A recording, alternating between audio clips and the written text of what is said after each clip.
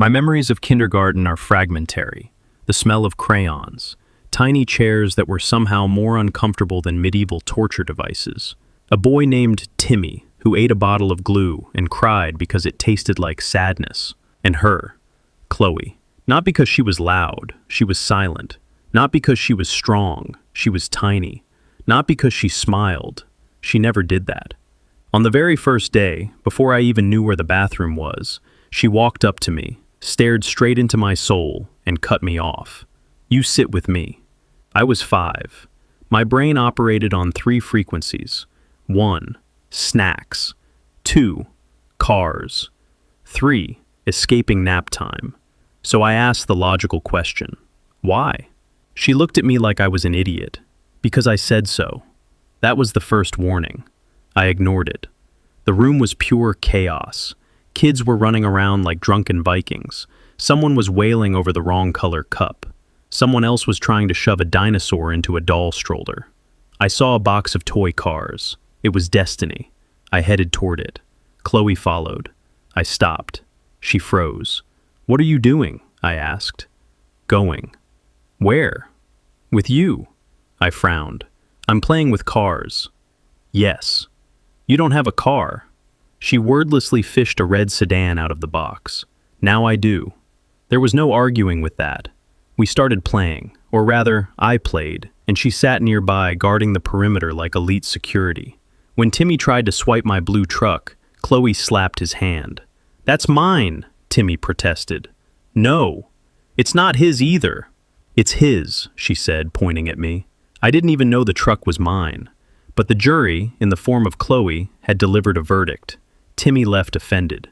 That was when I realized, Chloe is dangerous. By lunch, everyone got the memo. Everyone except me. I just thought I had a bossy new friend.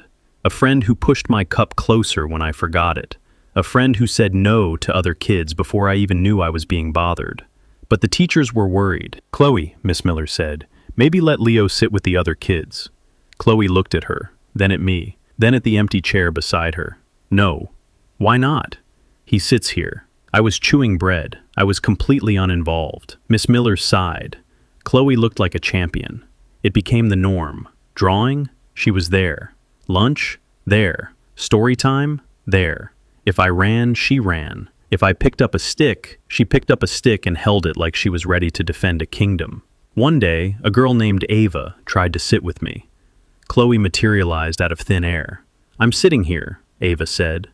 "No," Chloe snapped. "This is my place." "It's just a chair."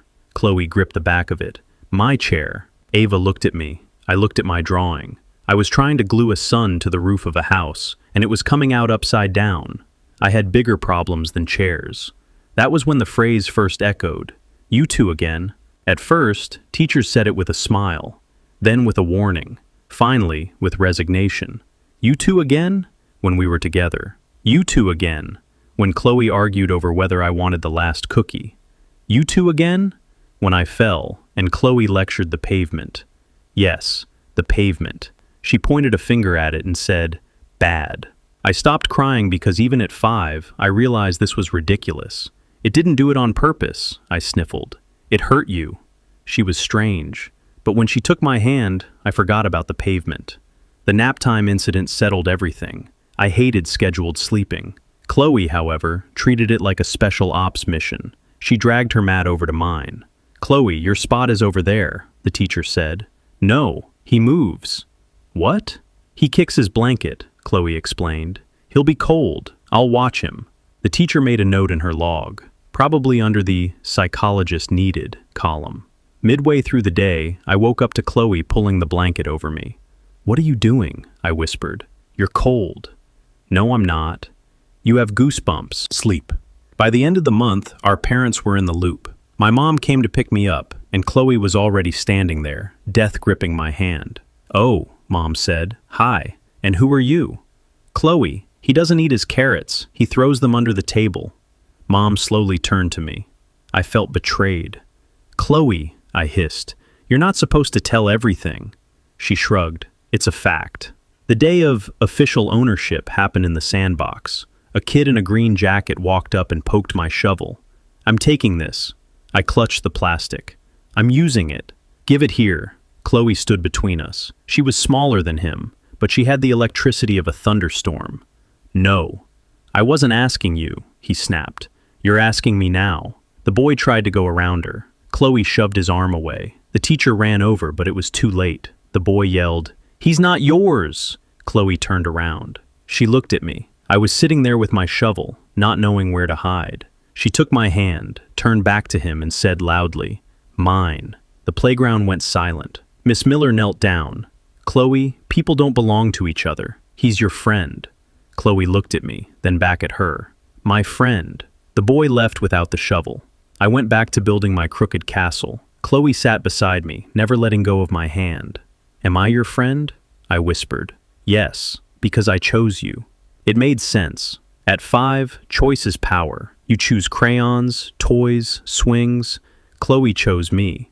Years later, people asked when she started following me. But that's the wrong word. Chloe didn't follow. She picked a direction. And that direction was me. School was supposed to be a breath of fresh air, a new life. Without Chloe. Yeah, right. First day. First grade. I walked into the classroom and sat in a random spot in the middle. Safe, neutral, peace. And then, "You're late." I froze, slowly turned my head. Chloe, the same calm gaze, the same energy of inevitability. "How?" I stammered. "I got here earlier. You picked a bad chair. That one is better." "For what?" "For me." She just moved her bag and sat down next to me. "This is kidnapping," I said. "No. This is seat theft." "Yes." At least she was honest. By the end of the month, everyone accepted it. There wasn't Chloe who sits nearby. There was the pair, Leo and Chloe. Always. Teachers stopped even trying to separate us. "Work in pairs," Mrs. Green would say. "Except you two, you're already a pair." My friends started to suspect something. Ben whispered to me during math, "Bro, she's watching you." "No, she isn't. She just moved your pencil." I looked down. The pencil was indeed closer. "It rolled," I lied. "Chloe, did you move it?" "Yes, you were about to reach for it. I reduced the travel time." Ben looked at me with pity. "This isn't normal." I'm starting to catch on. It got worse. She knew my schedule better than I did. "You have PE now." "I know. You're going the wrong way." I checked. I really was going the wrong way. "How do you know all this?" I listen. To the universe. Once, I forgot my homework. Chloe just laid a sheet on my desk. "What's this?" "Your work." "This isn't my handwriting." "It's mine, but the thoughts are yours. Mostly. It's an optimization." The breaking point happened at recess. Some older kids decided to be jerks. "Hey, is that your mommy?" One laughed, nodding at Chloe. I turned red. "No. She looks like she'd kill for you." I chuckled nervously. "Come on." And then Chloe's voice from behind. "I would." We all froze. She walked right up to the guy's face. "You're bothering him. Leave." "Or what?" 5 seconds of silence. Chloe stared him in the eyes, unblinking. "I will make you stop." The guy looked at me. "She's crazy. I'm out of here." "You can't say things like that," I exclaimed after they left. "People think you'll actually do it." "I might." "Chloe!" Problem eliminated. Result achieved. Ben and the other guys gave the diagnosis. "She's in love with you." "No, she's just intense. She does your homework and threatens people with death." "You're an idiot, Leo." I wasn't an idiot. I just didn't understand yet. Middle school. Chloe plus Leo equals fact. Teachers stopped separating us. New kids understood the deal in 5 minutes. "Are you two together?" "No." "Yes." We answered at the same time. I turned to her. "What do you mean, yes?" "We sit together. We walk together. We exist together. That's a yes." "It's not the same thing." She went back to her book. Close enough. Home wasn't any better. My mom adored her. Once, Chloe came over to study. She studied. I sat nearby with a book for show. Mom walked in. "Oh, Chloe, you again. Tea?" "Yes." "Mom, what about me?" I asked. "You didn't finish your chores." Chloe did. She helped me with the dishes. Traitor, I muttered. Chloe nodded. Fact. One day after school, we were held back. You're always together, the teacher said. We're just desk mates, I stammered. She looked at Chloe.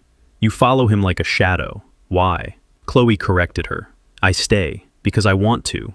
Even my heart skipped a beat at that one. On the way home, I asked, why me? She was silent for 10 seconds. You're convenient. You're easy to be around. That's not very romantic. I didn't say it was romance. Good. Pause. Is it romance? I asked. She thought about it. Maybe. It means I don't want to leave. I was too stupid to understand the depth of those words. But in high school, everything shifted. She stopped chasing. She no longer blocked people or answered for me. She was just there, quieter, stronger, more confident. And that was when it got truly dangerous, because for the first time in my life, if she wasn't there, I noticed. Where's Chloe? In class. Is she late? At lunch. Did she leave already? After school. One day she got sick. I sat alone. Ben smirked. You've looked at the door 12 times. I wasn't counting. I was. You miss her. No. You're staring at her empty chair. The chair looked wrong. The world looked wrong. That evening a text came. I'm not there today, I replied. I noticed. Did you eat? I smiled. Yes, I lied. Good, I'll be there tomorrow. I realized she wasn't following me anymore. She didn't need to, because I had started looking for her myself. And that was the end of my independence. University was supposed to be a reset, a new city, new people. No one knows about the "you too again" thing. Freedom lasted exactly 19 minutes. I walked into the lecture hall with coffee and optimism, found a spot, and saw her. Second row from the back, end seat, bag on the chair next to her, waiting. I froze. Chloe looked up, more mature. Her gaze was sharper, hair tied back. You're late. No. 3 minutes later than your usual rhythm. I sat down because arguing standing up is a losing game. This isn't kindergarten, Chloe. You can't just save seats. I didn't save it. I reserved it. A guy named Ben sat near us. Yes, my friend Ben ended up at the same school. Hey, I'm Ben. Are you guys acquainted? Since kindergarten, I sighed. Childhood friends? He asked. Yes, I said. No, she said. What do you mean no? I protested. Childhood friends is an incomplete definition, Chloe stated. Long-term attachment. Ben whispered to me, Bro, you brought a whole lore universe with you. I didn't bring anything. It followed me. By lunch, I was completely lost in the buildings. Chloe found me near the economics building. This isn't programming, she said. I know. Programming is in building C. This is F. F is close to C alphabetically. No, here. She handed me her phone. There was a map, color-coded. Schedule, routes, peak cafeteria times, notes like, the coffee machine near the library lies. You made a survival system? For me? For us. It was annoying, but it was such a relief I almost hugged her. You know, I said, normal people just send a screenshot of the timetable. Normal people get lost. You looked betrayed at the door of the economics department. University didn't make us invisible. On the contrary, everyone now saw the mysterious girl who was always near this guy. Ben became my personal analyst. What's her deal? He asked in the cafeteria. She waits for you after every class. She brings you food. She told some girl yesterday, he doesn't eat olives, don't give him that. Well, I really don't eat olives. That's not the point. Is she your girlfriend? No. You said that like a man lying to himself in real time. Suddenly, Chloe shouted across the hall, That sauce is spicy, don't take it. I froze with the packet in my hand. Ben slowly turned to her, then to me. Bro, she has satellite coverage over you. She's just being helpful. She's in love with you. No. First party in October. Chloe didn't want to go. I didn't want to go. Ben forced us. The apartment smelled like cheap beer and bad decisions. Some drunk guy walked up to me and slapped my shoulder. Leo, you came, and you brought your girlfriend. She isn't... Chloe cut him off. I'm leaving. The guy blocked her way. Come on, stay a while. I stepped forward. She said she's leaving. Take your hand off. We walked out into the cold air. Are you okay? I asked. Yes. Did you leave because of me? I wanted you to be comfortable. She went quiet. A different kind of quiet. Deep. People usually want me to be easier, she said softly. Not me. You can be impossible, but you don't need fixing. She looked at me under the streetlight. Not like the girl from the sandbox. Like a woman. And it took my breath away. After that night, everything changed. I started texting her first. Did you get back safe? Yes. You are seeking safety confirmation. Providing. I am home. I smiled. She was unbearable and perfect. It's embarrassing how long it takes for a man to realize the obvious. It starts with little things. I'd see a crooked sign on campus, and the first thing I'd think was, Chloe wouldn't like that. I started noticing everything, how she changed her hair, how she wore the gray hoodie instead of the black one.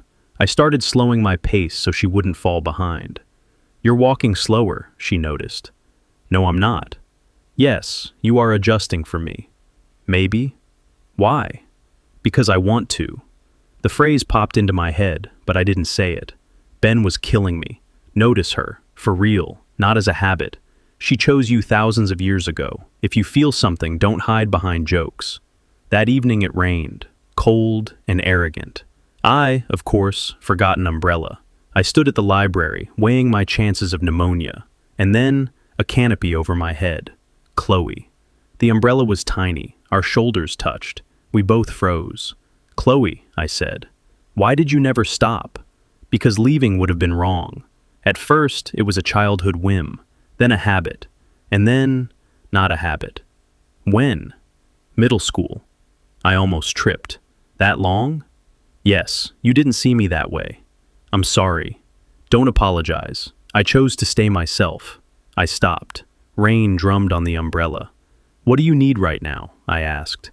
She looked me in the eyes, vulnerable. I need you not to pretend if you don't feel the same. I swallowed. And if I do? Her hand on the umbrella handle trembled. Then I need time to believe it. I stepped closer. I'm starting to feel it, very strongly.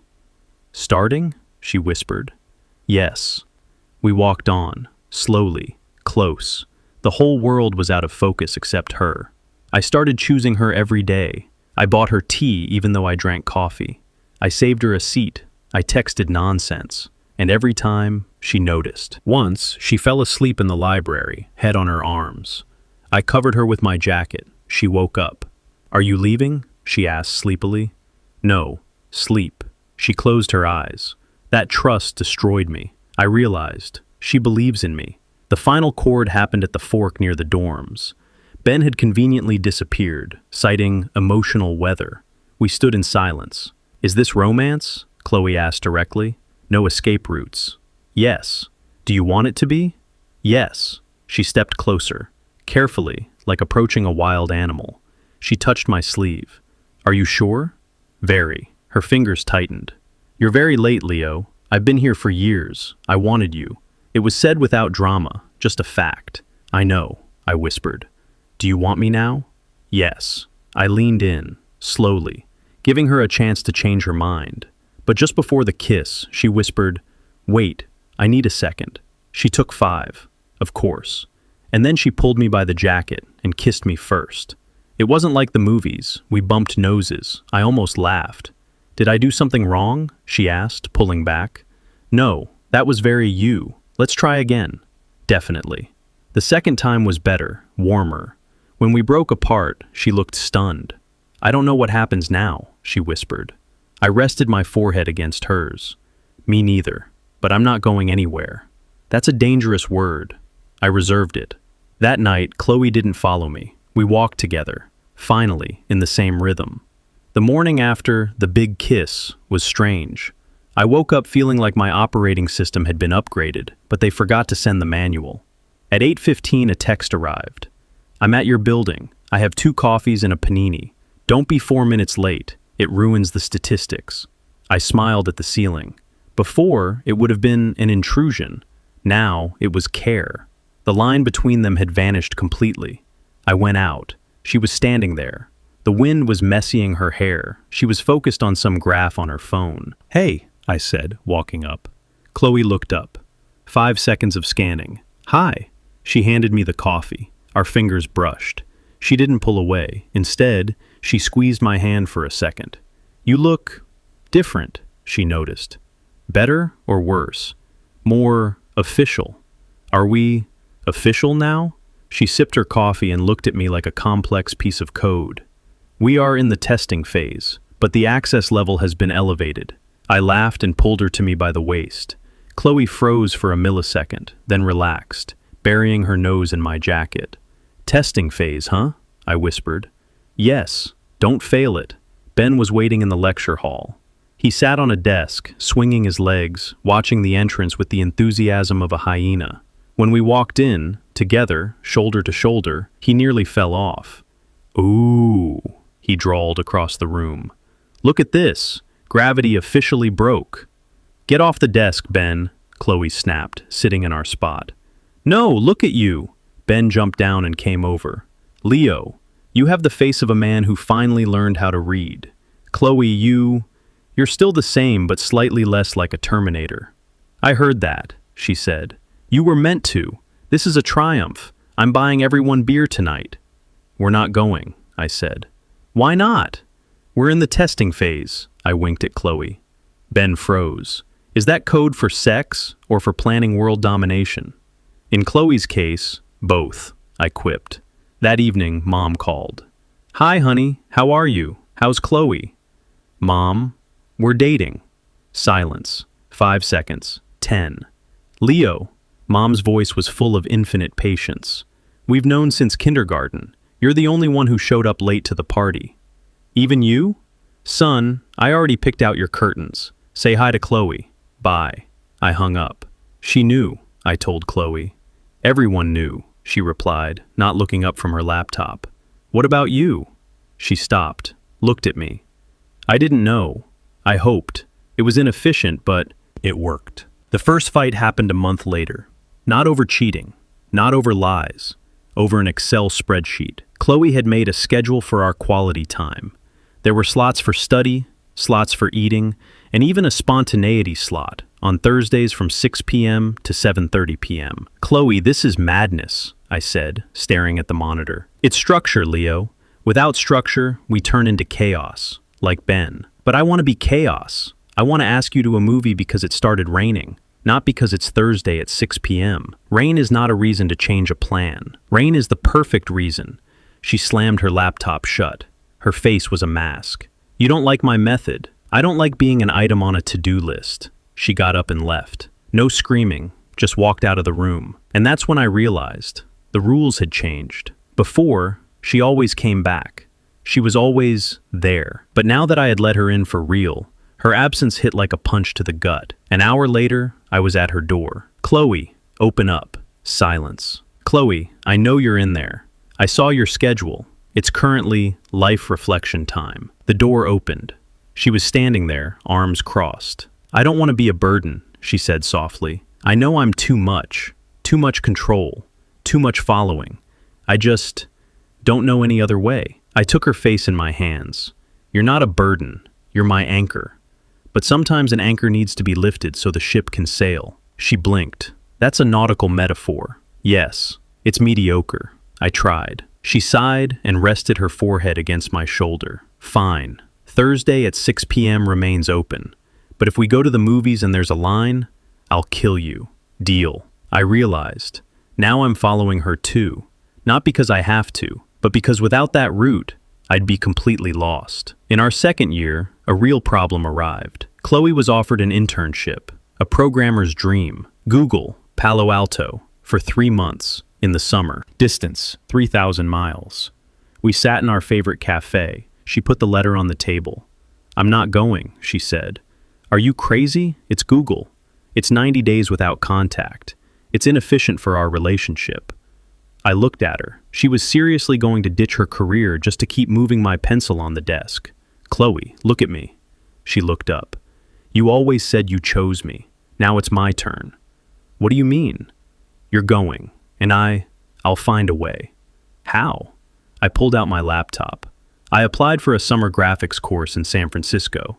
It's an hour away from you." She froze. "You, when?" "When you were sleeping in the library 2 weeks ago. I stole your goals list and found the internship. Decided to pull a counter move. Chloe looked at me like she was seeing me for the first time. You adjusted your life to my schedule? Call it reciprocal optimization. Her lip trembled. Leo. You too again, Chloe. You too again. She couldn't help it and laughed, a rare, pure sound that was worth all the years of waiting. You're an idiot. You're idiot.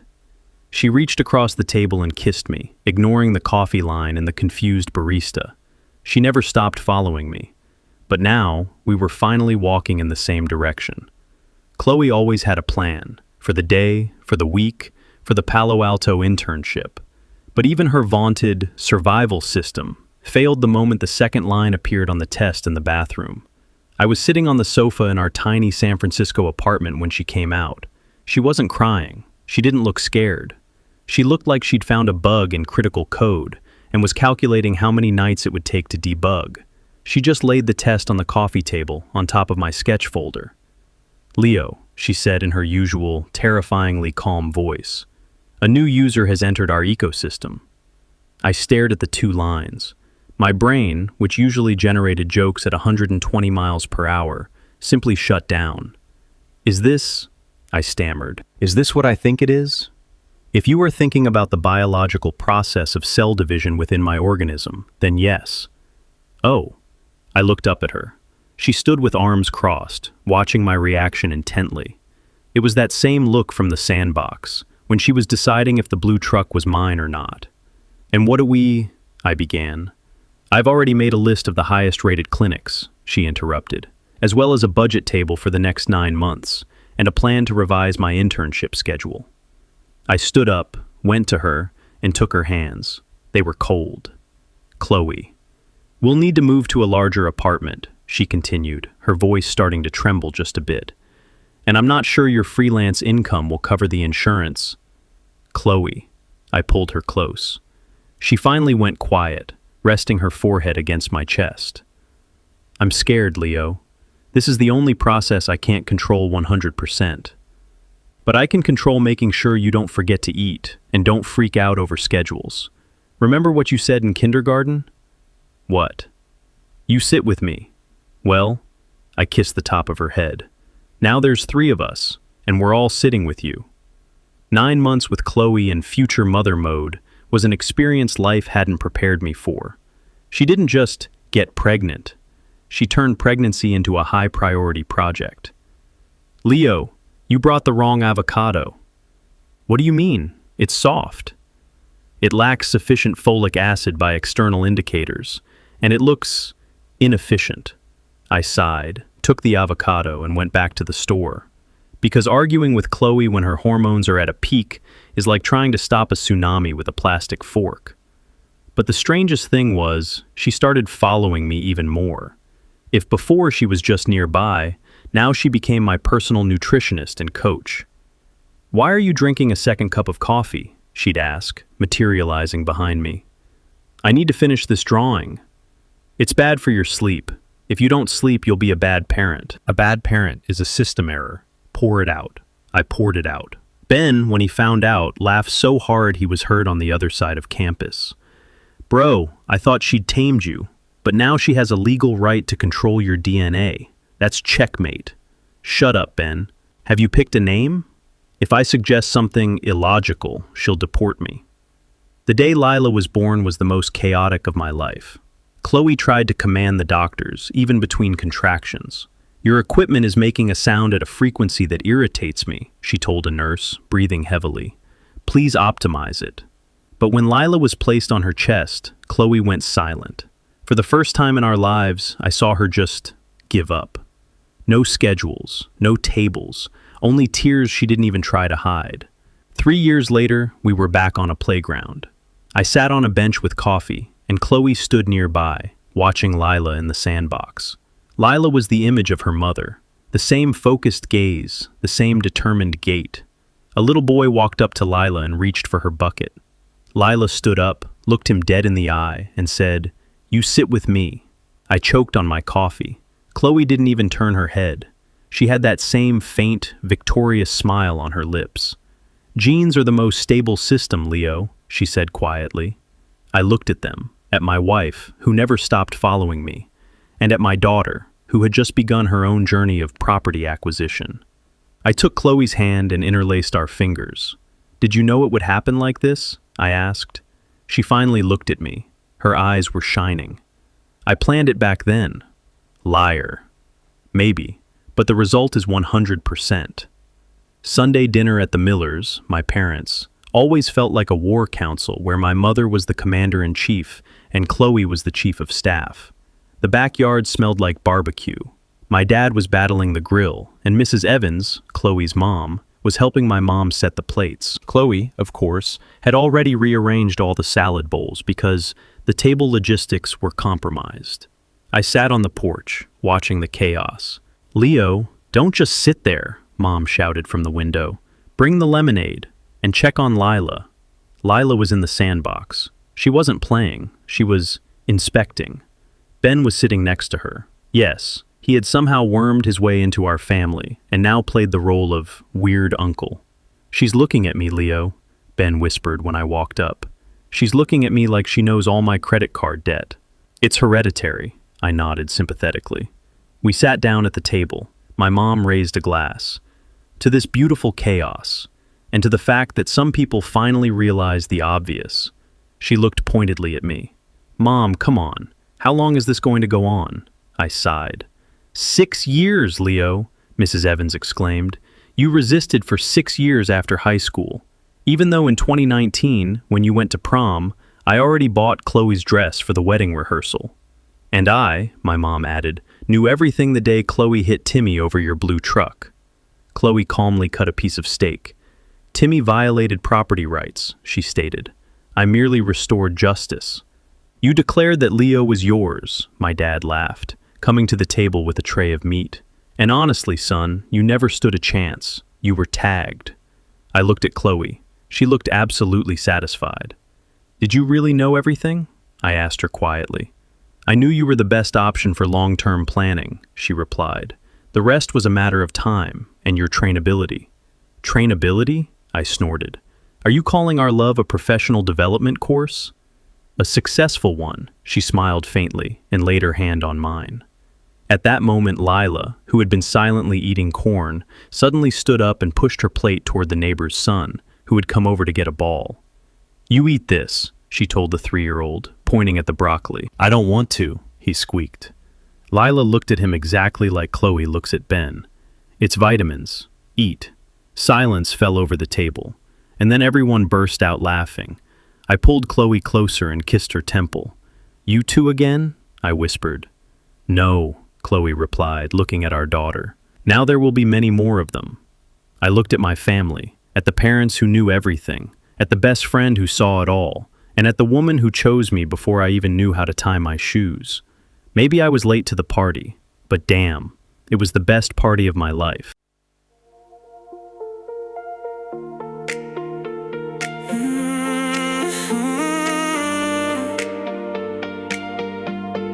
Kindergarten light, crayons on the floor, tiny hands, small voice, standing by the door. You looked at me like the choice was made. Said you sit with me like a vow, not a phase. I was too young to know what that meant. Too busy running, too innocent. But you stayed close through every year, like you already knew I'd end up here. And I thought it was nothing, just a habit, just time. But you held every promise while I lost mine. Now I look back and see it in every chair, every street. You were choosing me quietly before I could speak. You sit with me through the noise, through the years, through the halls, through the doubt, through my fear. You stayed where I find you, even when I couldn't see you. You sit with me. You still sit with me. You call it simple, 'cause nothing to keep, but your love was a place I was already meant to be.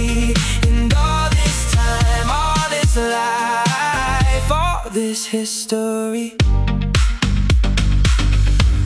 You sit with me. College rain, cold night, umbrella in your hand. You said my name like you always had a plan. Not loud, not wild, not begging me to stay.